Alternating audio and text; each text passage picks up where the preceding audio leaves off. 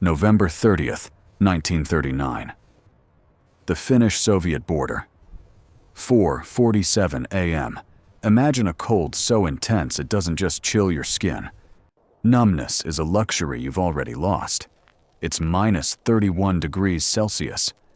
At this temperature, your breath doesn't just mist, it crystallizes. 19-year-old Taisto McCannon is crouched in a snow-filled ditch, a shadow among shadows. He can no longer feel his fingers. When he tries to adjust his grip, he realizes with a jolt of primal fear that his woolen gloves have frozen solid to the steel of his bolt-action rifle. He is, quite literally, part of his weapon now. But the cold isn't the predator tonight. Through the suffocating silence of the Arctic night, he hears it. A low, rhythmic grinding, metal screaming against ice. Then, the vibration starts.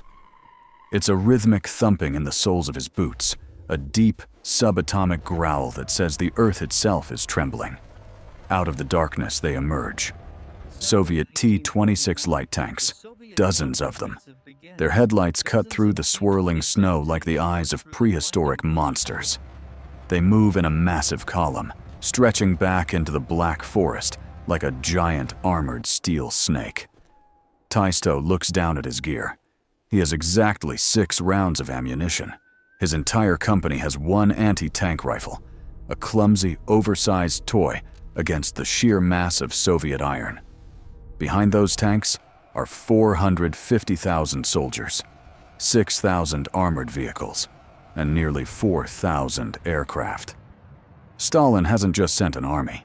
He sent an apocalypse to swallow a nation of 3 million people. The world expects Finland to fall in 2 weeks. The headlines in London and New York are already being drafted. The end of Finland.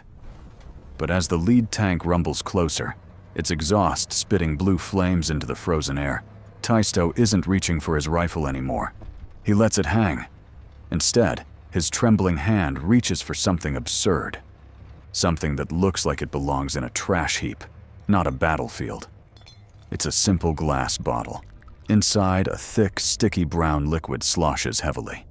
A rag, black with tar, is lashed to its neck. His sergeant's voice is a ghost of a whisper in his ear. Wait for the lead tank. Hit the engine compartment. If you miss, we all die. 20 meters. 15. 10. The De-26 is so close now that the heat from its engine mocks the freezing air. Taisto stands. He strikes a match, a tiny, fragile spark against the weight of an empire. He lights the rag. He throws. The bottle shatters. In an instant, the darkness is obliterated. Fire spreads across the tank's rear deck like a liquid sunrise, a brilliant, terrifying orange that turns the snow into gold. The flames aren't just burning. They are clinging, pouring through the ventilation slits like hungry ghosts. The invincible steel beast lurches. It groans.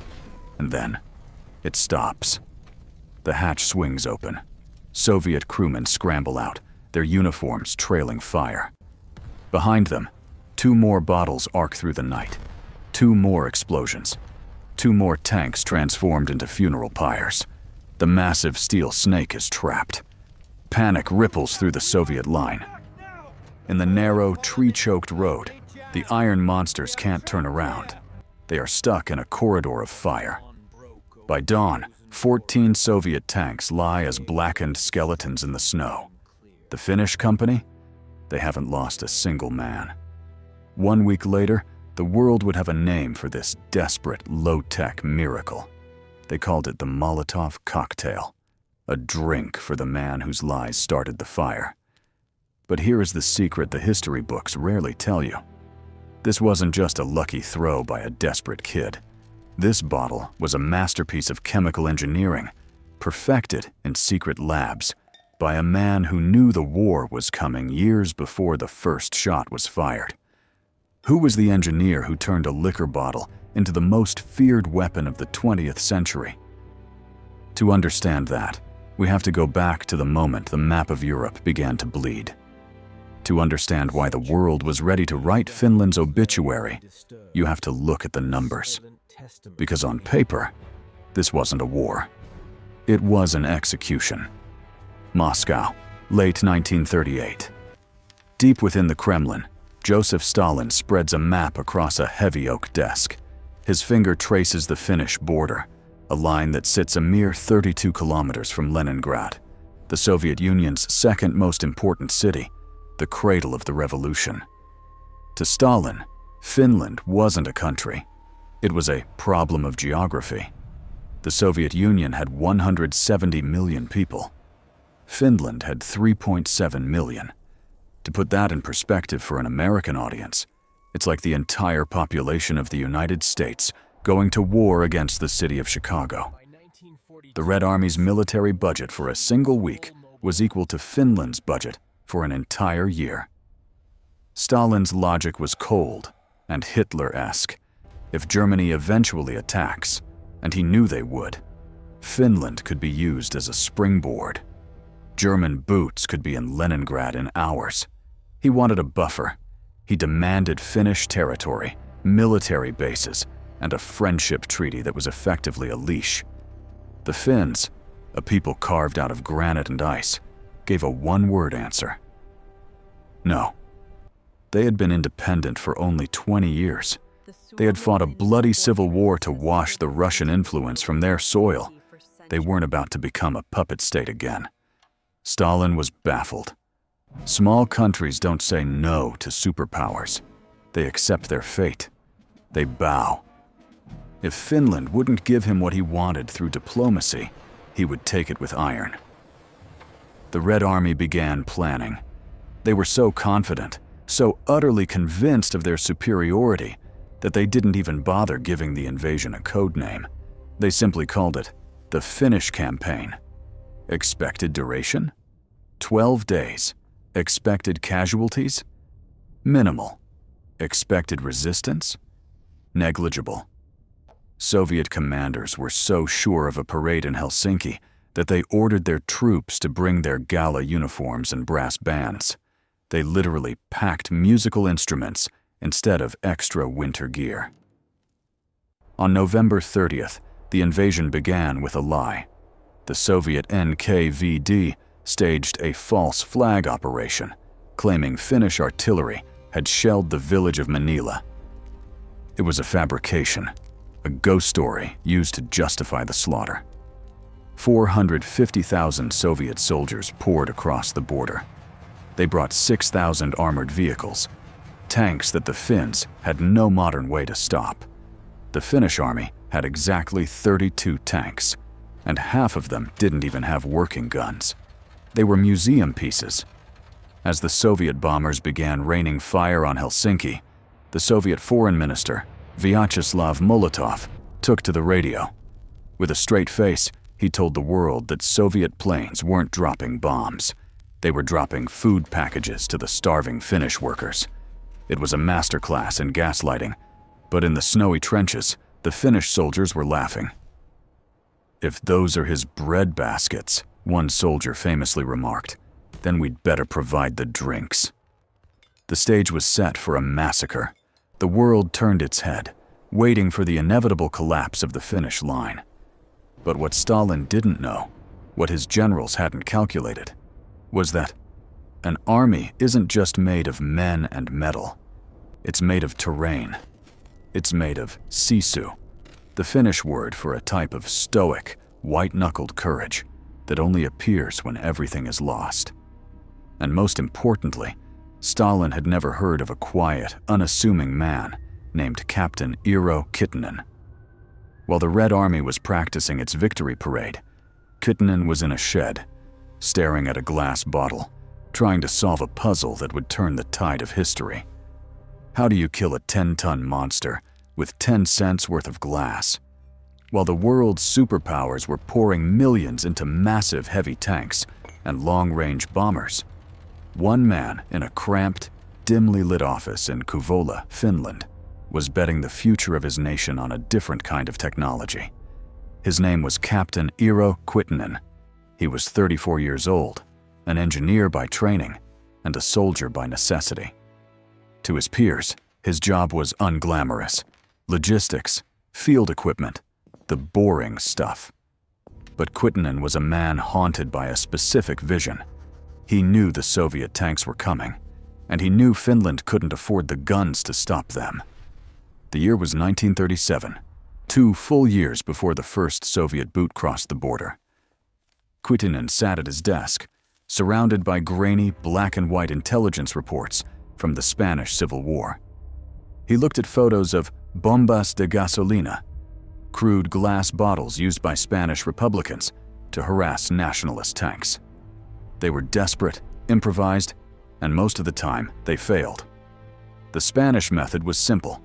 Fill a bottle with gasoline, shove a gasoline-soaked rag in the neck, light it, and pray. Kuitunen saw the flaw immediately. Gasoline is thin. It's like water. When a Spanish bottle broke against a tank, the fuel would splash, burn for a few seconds, and then simply run off the cold steel onto the ground. The tank would roll away, unscathed. "It's not enough to create fire," Kuitunen wrote in his notes. "We must make the fire stay." This became his obsession. For 2 years, while the rest of Europe tried to ignore the gathering clouds of war, Kuitunen turned a military garrison into a chemistry lab. First, he tackled the adhesion problem. He needed the fire to grip the tank like a parasite. He began experimenting with additives. He tried sugar, he tried soap, but nothing worked until he found tar, peaky, a thick, black, resinous substance distilled from Finnish pine trees. When mixed with gasoline, the tar created a viscous, sticky sludge. Now, when the bottle shattered, the fuel didn't run off. It clung to the tank's armor, the vision slits, and the engine grills like burning lava. But Kuitunen wasn't done. He added wood alcohol, methanol, to the mix. Why? Because it made the mixture burn hotter, and more importantly, it produced a dense, choking white smoke. If the fire didn't kill the tank, the fumes would force the crew to open the hatches, gasping for air, right into the path of Finnish snipers. Then came the hardest puzzle of all, the ignition. A burning rag was a death sentence for the soldier throwing it. In the dark, Finnish forests, a lit rag was a glowing beacon that said, "I'm standing right here, please shoot me." Not to mention the wind would often blow the rag out mid-air, or the rain would soak it. Kuitunen spent months testing alternatives. He tried storm matches, long, thick-headed matches that could burn in a gale. He taped 2 of them to the sides of the bottle. You'd strike them, throw the bottle, and the matches would ignite the fuel upon impact. Better, but still too much light, too much risk. Then, he had his eureka moment, white phosphorus. He designed a small, fragile glass ampule filled with a chemical solution containing phosphorus. This ampule was tucked inside the main bottle. When the bottle hit the tank and shattered, the ampule would break too. The moment the chemicals inside touched the oxygen in the air, they would spontaneously ignite. No matches, no rags, no warning. A soldier could throw a bottle from the pitch-black shadows, and the tank would simply burst into flames, as if struck by lightning. Kuitunen had done it. He had taken a poor man's weapon and turned it into a standardized, high-performance military tool. He called it the poltopullo, the burning bottle. But there was one massive problem. The Finnish military, cash-strapped and skeptical, refused to mass-produce it. They thought it was unsoldierly. They wanted real anti-tank guns. By the summer of 1939, Kuitunen had the blueprints, the formula, and the prototype. But he had no factory. He was a man with a weapon that could save a country, but no one was willing to build it. And then, the clocks hit zero. The Soviet Union invaded. As the first tanks rolled in, the Finnish High Command realized their mistake. They didn't have 1,000 anti-tank guns. They didn't even have 100. They had nothing. Desperate, they called Kuitunen. How many can you make, and how fast?" Quitinen looked at the maps. He knew the army was retreating. He knew the border was falling. "I can't make them," he reportedly said, "but I know someone who can." He wasn't looking at a munitions factory. He was looking at a liquor store. History is often written by the victors, but the most enduring names are often written by the defiant. To understand why we call it a Molotov cocktail today, you have to understand the sheer, breathtaking audacity of the Soviet Union's lies in 1939. As Soviet bombers circled Helsinki, raining death upon residential neighborhoods and schools, the international community was horrified. The League of Nations demanded an explanation, and Vyacheslav Molotov, the Soviet foreign minister, and Stalin's loyal attack dog, gave them one that would go down in the halls of infamy. With the sound of explosions literally echoing in the background, Molotov broadcasted to the world. He claimed that the Soviet Union was not, in fact, bombing Finland. No. He claimed the Red Army was dropping humanitarian aid. He called the massive incendiary canisters falling from the sky bread baskets, intended for the starving Finnish proletariat. The Finns, huddling in their basements while their city burned, looked at these 500-pound cluster bombs, which the Soviets officially designated as the RRAB-3, and they gave them a new name. They called them Molotov's bread baskets. But the Finnish sense of humor is as dark and cold as a winter night in Lapland. They decided that if Molotov was going to be so generous as to provide the food, it was only polite that the Finns provided the drinks to go with it. And so, Captain Quitinen's burning bottle was rechristened. It wasn't a weapon anymore. It was a Molotovan koktaili, a Molotov cocktail. Think about the psychological brilliance of this for a second.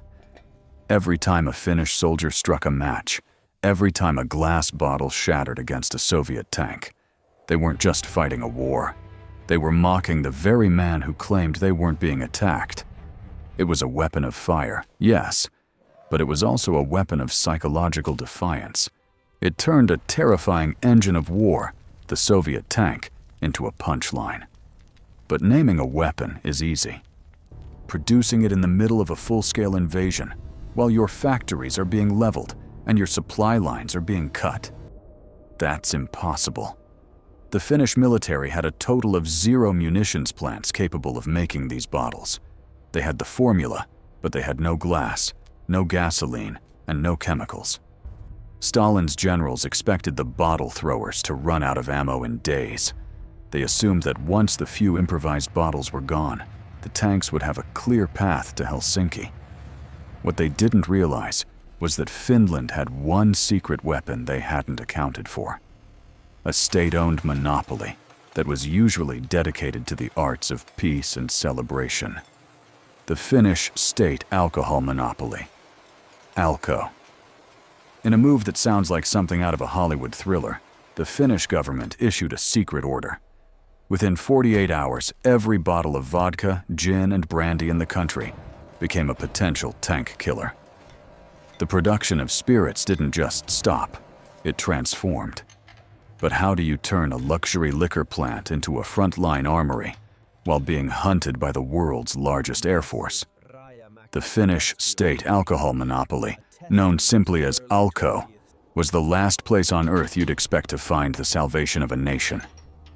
In times of peace, it was a symbol of social order and celebration, a government-run giant that controlled every drop of spirits in the country. But as the Soviet Red Army surged across the border, Alko became something far more dangerous. It became the beating heart of the Finnish resistance.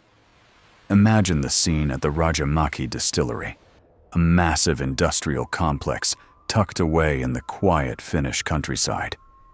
For decades, its heavy machinery had hummed with the rhythm of bottling premium vodka and medicinal alcohol.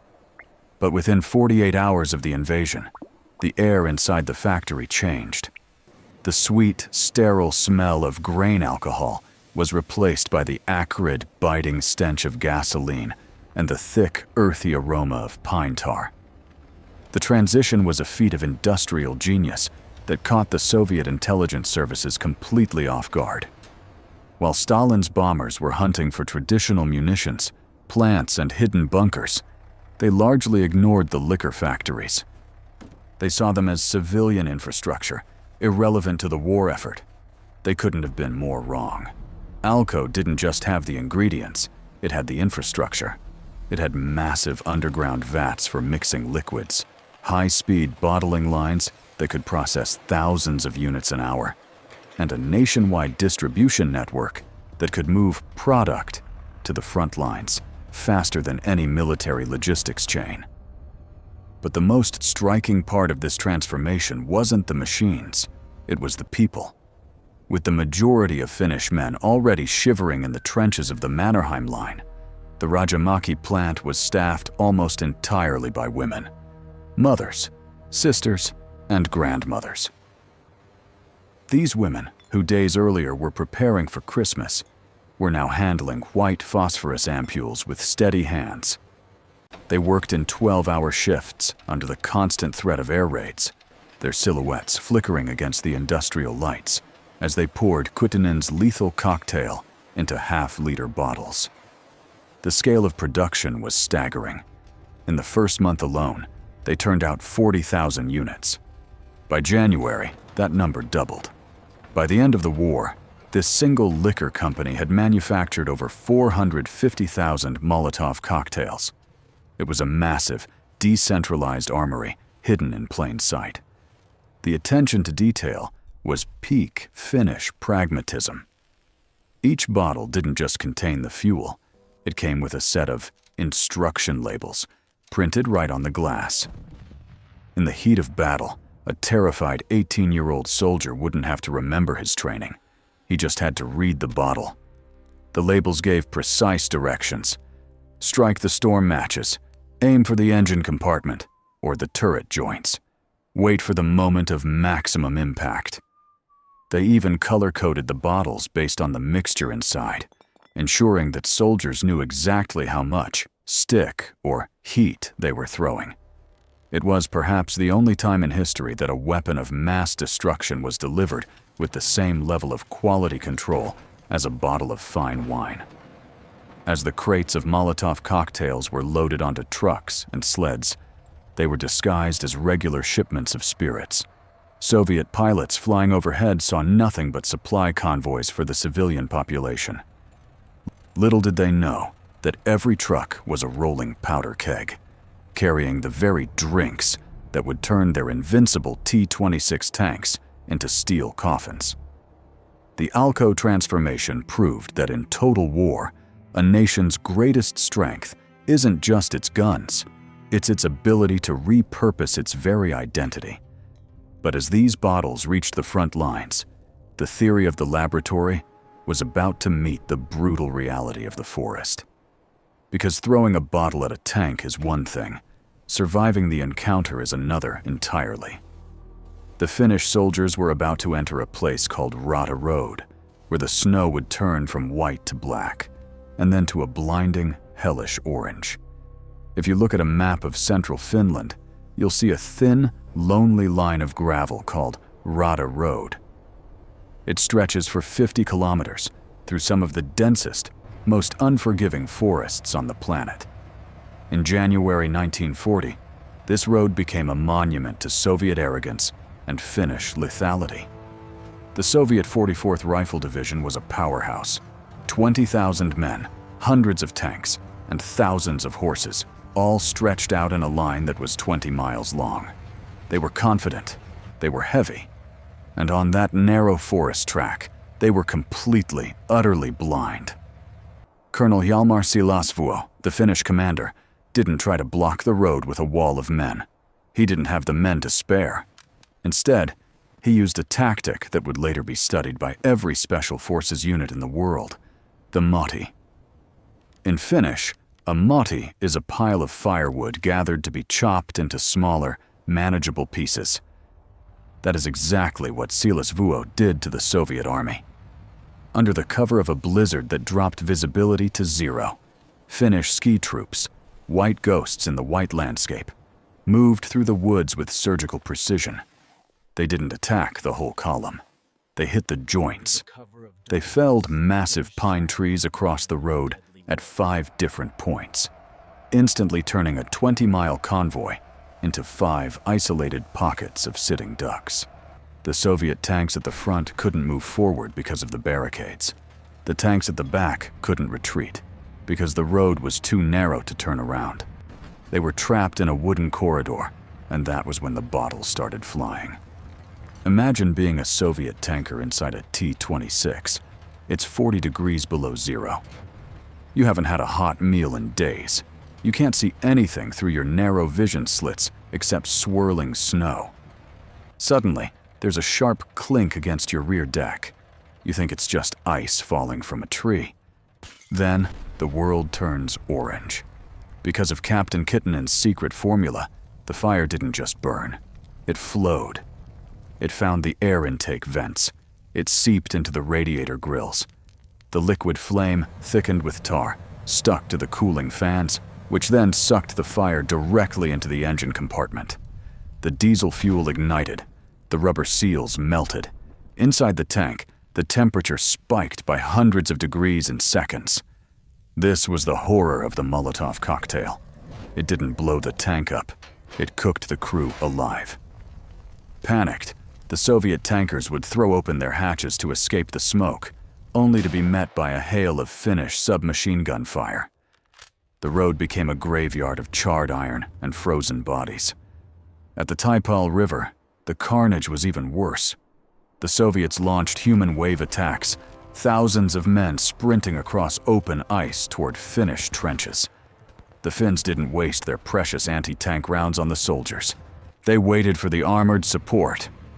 When the tanks reached the riverbanks, the bottle squads would crawl out of their holes, getting within 20 meters of the Iron Giants.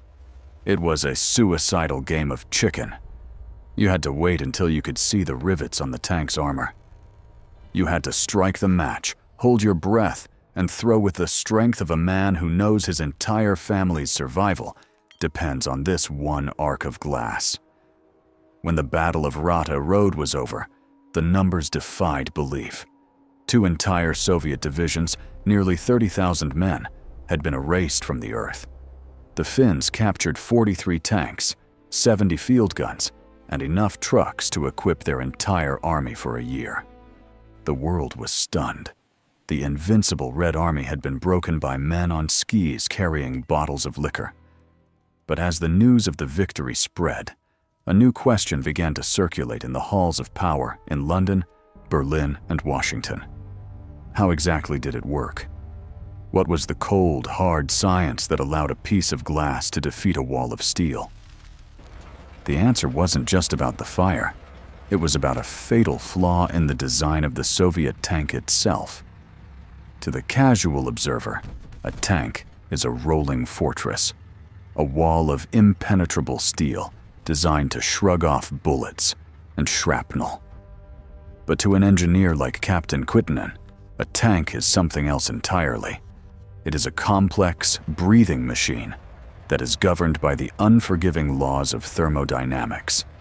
And like every breathing thing, a tank has a throat.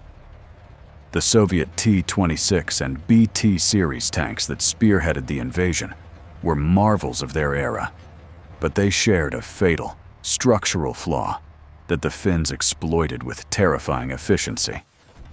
You see, an internal combustion engine requires 2 things to function: fuel and a massive, constant supply of oxygen. To keep those engines from melting under their own heat, they need cooling systems, radiators, and fans that pull in fresh air from the outside. This air intake was the Achilles heel. On the Soviet tanks, the engine was located in the rear, protected by armored louvers, or slats on the back deck. These slats were designed to stop bullets, but they were wide open to liquids. When a Finnish soldier threw a Molotov cocktail, he wasn't aiming for the thick front armor where the guns were pointed. He was hunting for the rear deck. The moment the glass shattered, Quittenan's thickened fuel mixture didn't just explode in a fireball. It behaved like a sentient burning liquid. Because of the pine tar, it possessed a high surface tension, allowing it to crawl across the metal surfaces. Gravity and the suction of the tank's own cooling fans pulled the burning sludge downward, directly through the ventilation slits and into the heart of the machine. Inside the engine compartment, a nightmare began. The burning fuel would coat the rubber fuel lines, the electrical wiring, and the air filters. As these components melted, they released thick, toxic fumes. The fire would quickly find the diesel or gasoline lines, turning the tank's own fuel supply against it. But the fire didn't even need to touch the ammunition to be lethal. The real killer was often asphyxiation. The fire outside the tank consumed all the available oxygen around the air intakes. Inside the cramped steel hull, the crew would suddenly find themselves unable to breathe. The engine would cough, sputter, and die as it choked on its own smoke. Then, the temperature inside the cabin would skyrocket. The steel walls of the tank acted like a Dutch oven, radiating heat until the interior became an incinerator. This forced the Soviet crews into a horrific choice: stay inside and be roasted alive, or open the hatches and face the Finnish snipers who were waiting in the shadows. Most chose the latter, only to be cut down the moment their heads cleared the steel rim. The beauty and the horror of the Molotov cocktail was its efficiency. It cost less than a loaf of bread to produce, yet it neutralized a machine that cost thousands of rubles and took months to build. It turned the Soviet Union's greatest strength, its massive mechanized force, into its greatest liability. In the narrow forest paths of Finland, a tank wasn't a weapon of breakthrough. It was a massive, slow-moving target that provided its own fuel for its own funeral pyre. But as the Winter War ground to a halt and the borders were redrawn, the story of the bottle didn't end in the Finnish snow. The blueprint for this science of death was about to leak out, spreading across a world that was just beginning to catch fire. The bottle was about to become the universal language of the oppressed, and its journey from the labs of Alko to the streets of modern-day conflict would cement its place as the most influential weapon ever made. On March 13, 1940, the guns finally fell silent.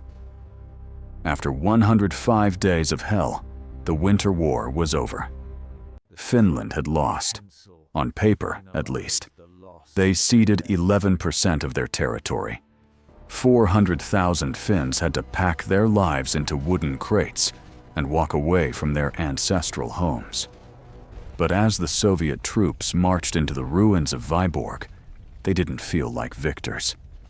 They had paid for every inch of Finnish soil with the lives of 321,000 of their comrades. Stalin got his territory, but he failed to get his puppet state.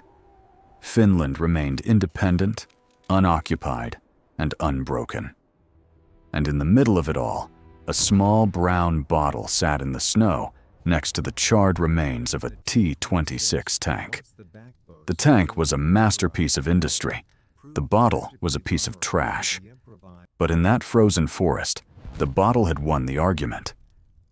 Captain Eero Kittinen, the man who standardized the fire, didn't receive a hero's parade. He didn't become a billionaire or a celebrity. In fact, his 1977 obituary barely mentioned the Polttopulo. He died as he had lived, quietly, a man of science and duty who had simply solved a problem when his country needed him most. But his invention? It refused to stay buried in the Finnish snow. In 1956, when Soviet tanks rolled into Budapest to crush the Hungarian uprising, they were met by a new generation of bottle throwers. The Hungarians didn't have an Alko factory, but they had Kittinen's spirit and his formula. In 1968, in the streets of Prague, in the 1980s, in the alleys of Warsaw, in Belfast, in Caracas, in Cairo. Wherever the weak faced the strong, wherever a person with nothing left to lose looked at a wall of iron, the bottle appeared. It became the universal language of the underdog, a symbol that says, "You can take my land, but you cannot take my defiance." Vyacheslav Molotov, the man whose lies gave the weapon its name, lived until 1986. He hated the term. He called it Western propaganda and spent his final years trying to scrub his name from the weapon of the starving proletariat. He failed. The irony had become permanent. The man is a footnote. The cocktail is a legend. Fast forward to February 2022. History, it seems, has a dark sense of humor. As a new Russian invasion force crossed into Ukraine, the world watched in horror, expecting a repeat of 1939, a swift collapse of a smaller nation. But then, something familiar happened. In the city of Lviv, breweries stopped making beer and started filling bottles with a mixture of gasoline and thickened oil. In living rooms across Kiev, grandmothers sat on their floors, tearing up rags and filling glass jars with chemical igniters. 80 years after the Winter War, the ghost of Captain Kittinen was back on the front lines. The technology of war has changed. We have drones, satellites, and hypersonic missiles. But the fundamental truth remains the same. A machine is only as strong as its creator's will, and a bottle is only as weak as its thrower's fear. The Soviets invaded Finland with 6,000 tanks. Finland answered with 500,000 bottles. The bottles didn't win the war, but they won the soul of the nation. Today, in a museum in the Karelian Isthmus, one of Kittinen's original Alko bottles sits behind glass. It looks fragile. It looks insignificant. But if you look closely at the scorch marks on the tanks nearby, you realize what that bottle actually represents. It's a reminder that no matter how much steel you bring, no matter how many bombs you drop, you can never truly extinguish a fire that is fueled by the desire to be free. Stalin wanted a buffer. Molotov wanted a lie. But Captain Kittinen? He just wanted his people to have a chance. And as long as there is a world where the strong bully the small, the Molotov cocktail will remain. Not as a weapon of choice, but as the final flaming answer of the brave. The tank is massive. The bottle is tiny. But the bottle won. If you want to see more untold stories of the engineers who changed history, hit the subscribe button and turn on notifications. Leave a comment below. What's the most surprising, low-tech weapon you've ever heard of? Thanks for watching.